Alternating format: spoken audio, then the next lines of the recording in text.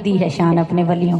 حضرت عبداللہ بن مبارک بہت اللہ کے بڑے ولی گزرے ہیں، ان کے محلے میں ایک یہودی رہتا، آپ کا ساتھ ہی دیوار تھی، دیوار سانجی تھی، ہمسایہ تھا، یہودی تھا۔ اس نے اپنا مکان بیچنا تھا، ایک مسلمان آیا اور اس نے کہا کہ مکان بیچو گے؟ اس نے کہا بیچوں گا۔ کتنے کا؟ اب مکان کی قیمت جو اس نے لگائی وہ 1000 تھی، جو مسلمان نے پتہ کروایا اس کے مکان کی قیمت 1000 دینار تھے۔ تو جب اس کے پاس گیا، یہودی نے کہا میں 2000 لوں گا۔ اس نے کہا تیرے مکان کی قیمت تو 1000 ہے، تو 2000 کیسے لے گا؟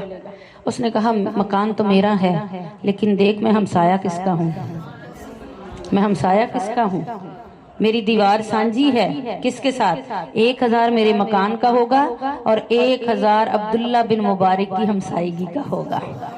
اس لیے کہ کہنے لگا کہ جب بھی ایک تو روحانی برکت ملتی ہے، یہ یہودی کہہ رہا ہے، مسلمان نہیں کہہ رہا، یہودی کہہ رہا ہے، کہنے لگا ایک تو یہ کہ میری روحانی برکت ان کے ساتھ، ان کی یعنی یہودی ہو کر اللہ کے ولی کی شان کا اقرار کر رہا ہے۔ یہ حال ہے خدمتگاروں کی، سردار کا عالم کیا ہوگا؟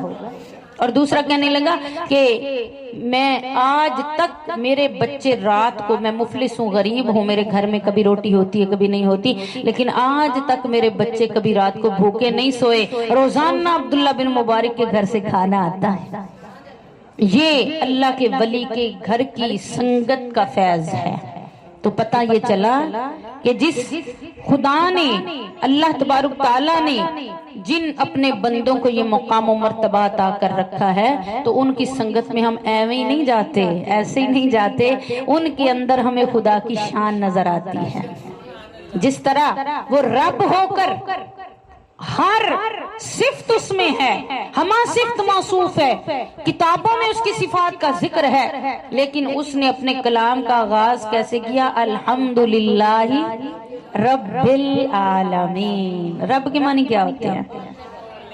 وہ ساری مخلوق کو پال رہا، کھلا رہا ہے، کافروں کو بھی، ہندوؤں کو بھی، دشمنوں کو بھی، سب کو کھلا رہا ہے اور بتا رہا ہے کہ دیکھو میں رب ہو کر آج وہ عیب کسی پر نہیں کھلنے دیتا، کل وہ کب چاہے گا کہ حشر میں رسوائی ہو۔